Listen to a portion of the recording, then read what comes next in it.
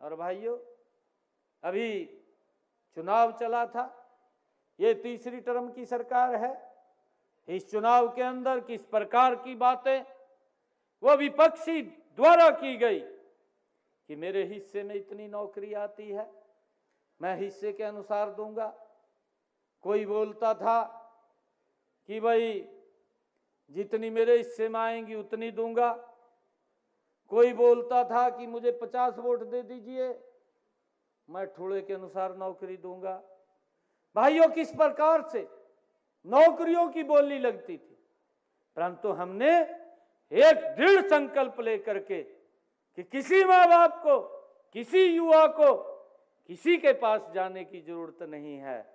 भाइयों, जो हमारा हरियाणा का विश्वास, युवा जो विश्वास खो चुका था, हमने उस विश्वास को कायम करने का काम हमारी सरकार ने किया है और हमने 1,71,000 युवाओं को बिना पर्ची, बिना खर्ची के हरियाणा सरकार में नौकरी देने का काम ये हमारी सरकार ने किया है। मुझे खुशी है आज आप लोगों के बीच में बताते हुए कि हमने ये भी निर्णय किया, नहीं तो ICS अधिकारी लगने के लिए भाइयों बहुत ज़्यादा कंडीशनें थी, और वो कंडीशनें थी कि वो किसी मुख्यमंत्री का नज़दीक का रिश्तेदार होना जरूरी था, वो उसके मामे का छोरा होना जरूरी था, और ये भी कंडीशन थी किसी मंत्री के वो फुफ्फड़ का छोरा होना जरूरी था। परंतु आज आप देख रहे हैं एक गरीब परिवार का बच्चा जिसने अपना टेस्ट क्लियर कर लिया है, हरियाणा सरकार में बिना पर्ची, बिना खर्ची के ICS अधिकारी लग रहा है। ये हमारा दृढ़ संकल्प है। साथियों, मैं यहाँ उपस्थित आप सभी युवाओं से ये अनुरोध भी करता हूँ कि आप अपनी प्रतियोगी परीक्षाओं के लिए कड़ी मेहनत करें, क्योंकि हमने अपने तीसरे कार्यकाल के दौरान हमने ये संकल्प लिया है, आने वाले समय के अंदर हम हरियाणा में 2 लाख और नई नौकरियां बिना पर्ची, बिना खर्ची के हरियाणा में देने का लक्ष्य हमने रखा है। हमने हरियाणा कौशल रोजगार निगम के माध्यम से भी युवाओं को न केवल रोजगार दिया है, बल्कि उन्हें रोजगार की सुरक्षा भी दी है, ताकि उन्हें 58 साल तक कोई बाहर ना कर सके। ये भी निर्णय हमारी सरकार ने किया है। नहीं तो भाइयों, जब चुनाव चल रहा था उनके लिए भी कई बातें विपक्ष के द्वारा वो की जा रही थी।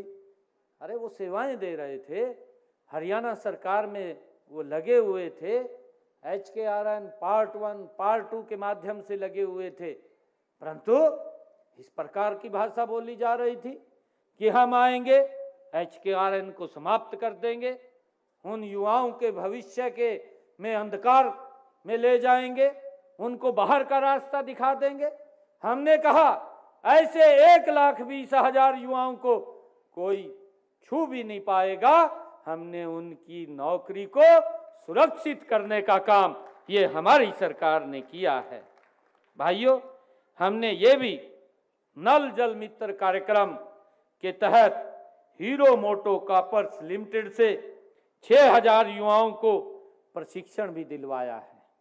वे ग्रामीण क्षेत्र में जलापूर्ति के लिए वो मदद करेंगे।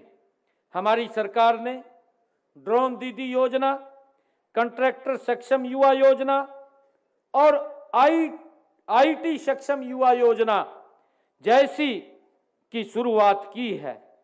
इनसे हमारे युवा नए और उभरते क्षेत्रों में अपना कैरियर बनाने में सक्षम होंगे। मुझे खुशी है कि हमने जो कॉन्ट्रैक्टर सक्षम युवा योजना बनाई है कि जिन्होंने ITI की है, ऐसे 25,000 हमने नए कॉन्ट्रैक्टर को काम करने का अवसर दिया है कि वो काम कर सके और अपने विकास की जीवन यात्रा को शुरू करें और करते हुए विकास की नई ऊंचाइयों को छुएं। उनको रोजगार भी मिलेगा और इस देश की सेवा करने का भी अवसर मिलेगा, हमने इसके माध्यम से उनको अलाउ किया है। ऐसे 25,000 युवा साथियों को जिन्होंने ITI किया, उनको कहीं रजिस्ट्रेशन कराने की जरूरत नहीं है, वो अपने काम कहीं भी कॉन्ट्रैक्टर के ऊपर शुरू कर सकते हैं।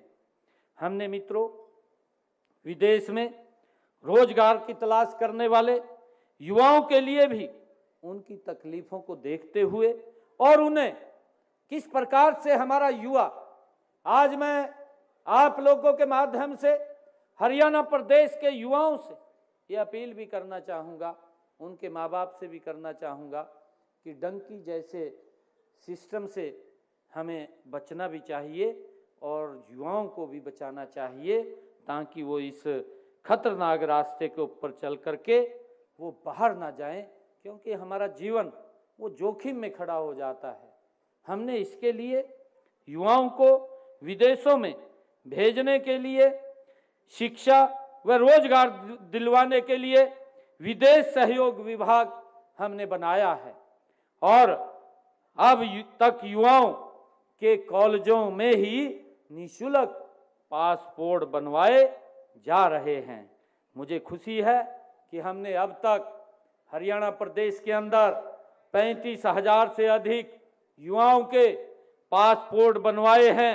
इसके साथ ही विदेश में जाने से पहले हम युवाओं को उन देशों की जरूरतों के अनुसार उनको कौशल भी देने का काम करते हैं और इसके लिए हम विभिन्न देशों की भाषाओं में युवाओं को दक्ष बनाने के लिए भी एक नीति अलग से बना रहे हैं, ताकि व्यक्ति जब विदेश में जाता है, काम करने के लिए जाता है, तो वहाँ पर उसको लैंग्वेज की दिक्कत ना आए।